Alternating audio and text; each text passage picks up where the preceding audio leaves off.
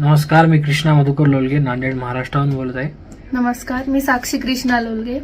आम्ही काल पहलगामला आलो होतो. तिथं वरी जे बेसन व्हॅली आहे त्याला मिनी स्वित्झर्लंड म्हणतात.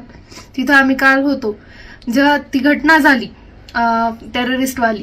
तर त्या टाइमला आम्ही तिथंच होतो आणि आम्ही नेमकंच निघणार आणि 15-20 मिनिटात समजा थोडं लांब गेल्यावर आम्हाला एकदम गोळीबाराचा आवाज आला.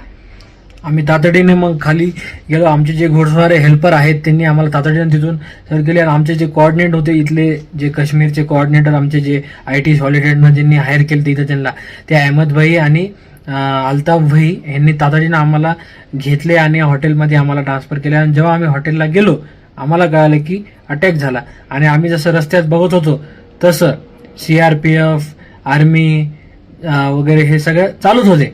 आणि आम्ही जसं खाली आलो तसं कंटिन्यू आम्हाला केदार सरांचा ITC ट्रिपचे जे हेड आहेत त्यांचा कंटिन्यू रितू मॅमचा आणि केदार सरांचा कॉल चालूच होता आणि त्यांनी आम्हाला कंटिन्यू आमचं म्हणजे विचारपूस करत होते की तुम्ही सेफ आहात ना, तुम्ही सेफ आहात ना. आणि जे आमचं हॉटेल जे होतं ते पण सुद्धा असेल आणि इथले जे लोक आहेत त्यांनी पण खूप हेल्प केली आम्हाला. आणि शेवटी म्हणायचं म्हणल्यावर इथले लोकांमुळेच आम्ही फास्ट आलो, नाहीतर तिथल्या लोकांचं आम्हाला जर सपोर्ट नसला असता तर आम्ही तुमच्यासमोर हा व्हिडिओ बनलाच नसता. कारण तिथल्या लोकांनी आम्हाला जे सहकार्य केलं, लवकरात लवकर ते घोडस्वारनं ताबडतोब आम्हाला तिथून काढून दिलं. आणि आमचे जे ड्रायव्हर आहेत अहमद भाई, अल्ताफ भाई यांच्या कंटिन्यू फॉलोअप घेऊन आम्ही आज समजा पहलगामहून सकाळी लवकर निघून आम्ही पहलगामच्या बाहेर आलो.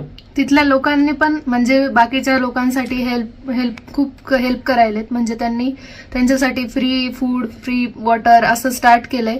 आणि मेन म्हणजे त्यांनी आम्हाला बिलकुल असं काही वाटू नये याच्यासाठी खूप काळजी घ्यायलेत.